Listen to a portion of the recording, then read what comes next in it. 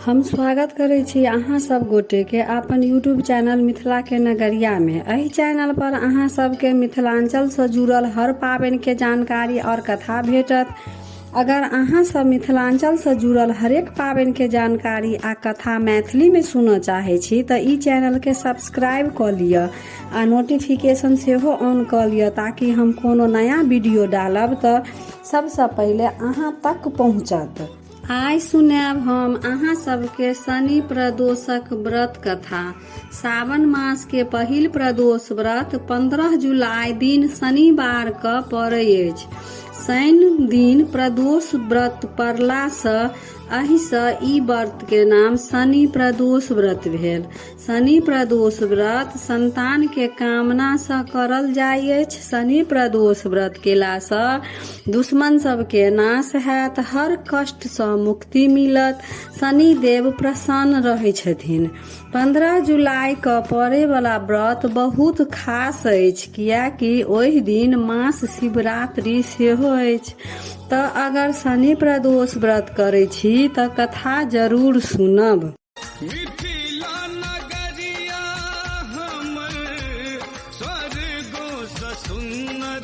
चलू सुनाबै छी अहाँ सबके प्रदोष व्रतक कथा।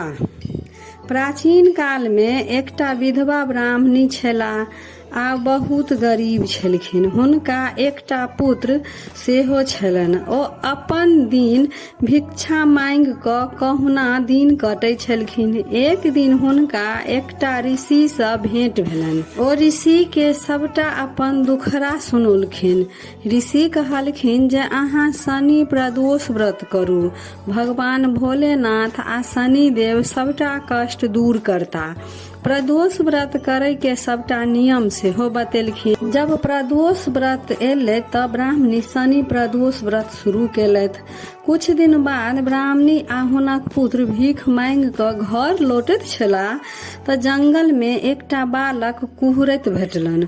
हुनका खूब चोट लागल छलनि आ शरीर सँ खून सेहो बहैत छलनि। ब्राह्मणी के ओहि बालक के हालत देखल नहीं गेलनि त ओहि बालक के अपन घर ल अनलखिन।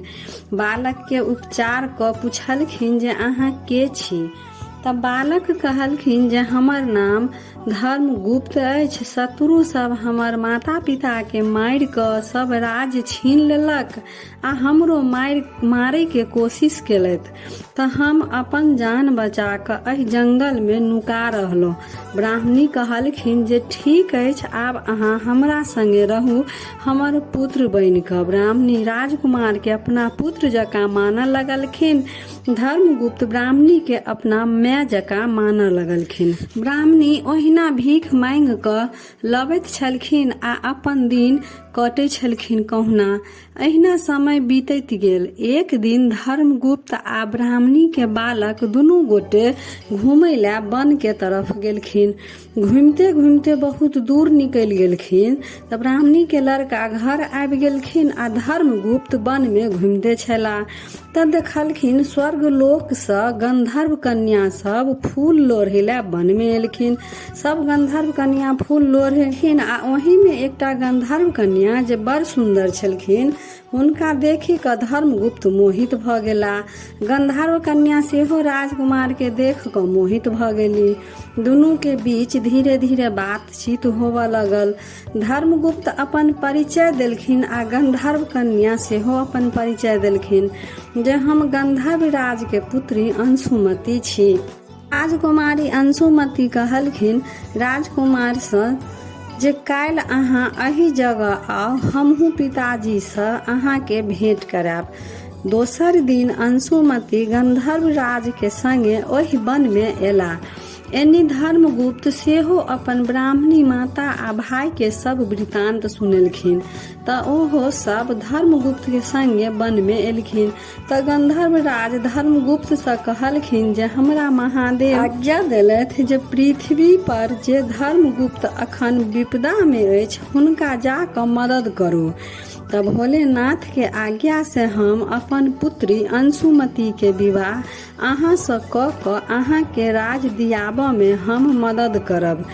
सएह भेलै अंशुमति के विवाह धर्मगुप्त सँ भऽ गेलनि आ गंधर्व सेना के सहायता से धर्मगुप्त अपन राज्य पर चढ़ाई क शत्रु के मारि भगेला आ राजगद्दी पर बैठ क राजा बनि गेला। तऽ ओ ब्राह्मणी के धर्मगुप्त अपन माता जकाँ मानै छलखिन तऽ हुनका राजमाता के गद्दी देलखिन आ ब्राह्मणी बेटा के भाई मानै छलखिन हुनका छोट भाई मान क अपन मंत्री बना लेलखिन। राजपाट के सारा काम काज ओ ब्राह्मणी के लड़का देखऽ लगलखिन। ई सब सुख ऐश्वर्य शनि प्रदोष व्रत केला सँ हुनका भेटलनि तऽ ओ भीख मांग क गुजर करऽ छलखिन आ कतऽ ओ आइ राजमाता के गद्दी पर बैठल छलखिन आ हुनकर पुत्र सेहो मंत्री बनि गेलनि आ मंत्री बनि क हर सुख ऐश्वर्य भोग क अंत में शिवलोक क प्राप्त भेलनि। अहिना जे मनुष्य प्रदोष व्रत करै अछि महादेव हुनका पर सदैव प्रसन्न रहै छथिन आ हुनकर सब कष्ट दूर करै छथिन। हर हर महादेव।